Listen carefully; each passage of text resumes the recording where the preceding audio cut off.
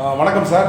வணக்கம் சார். பாட்டாளி மக்கள் கட்சி ராமதாஸ் மற்றும் அவருடைய மகன் அன்புமணி ஆகிய இருவருக்கும் இடையே சுமூகமான உறவு இல்லை. இது வரப்போகிற சட்டமன்ற தேர்தலில் அந்த கட்சிக்கு எந்த மாதிரியான பாதிப்பை ஏற்படுத்தும் என்று நினைக்கிறீர்கள்?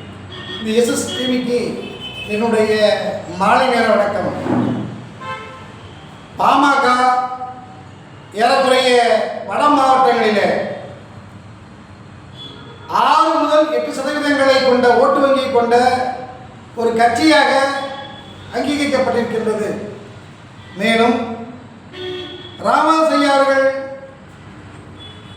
ஏறக்குறைய அவர் பாமகவை அன்புமணியிடம் ஒப்படைத்து விட்டார் என்பது போல அவரை செயல் தலைவராக அறிவித்து அதன் வாயிலாகவே தேர்தல் கமிஷனிலே இவர்தான் தலைவர் என்ற முறையில் பல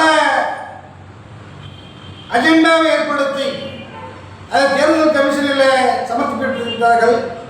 அது மட்டுமல்லாது அவர்களுக்குள்ள இந்த கட்சியினுடைய தன்மை இப்பொழுது சரிவர இல்லை என்பதே உண்மை.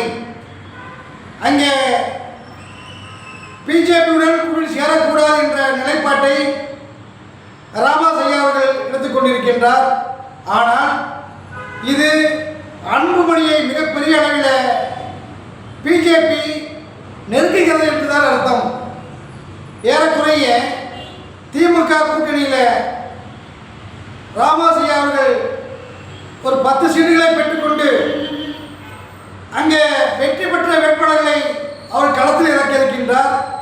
இது தகப்பன் மகனுக்கிடையே உள்ள போராட்டமாக இருந்தாலும் இது ஏறக்குறைய அதிமுக கூட்டணியில் அவர்கள் 6 சீட்டுகளை பெறுவார்கள்.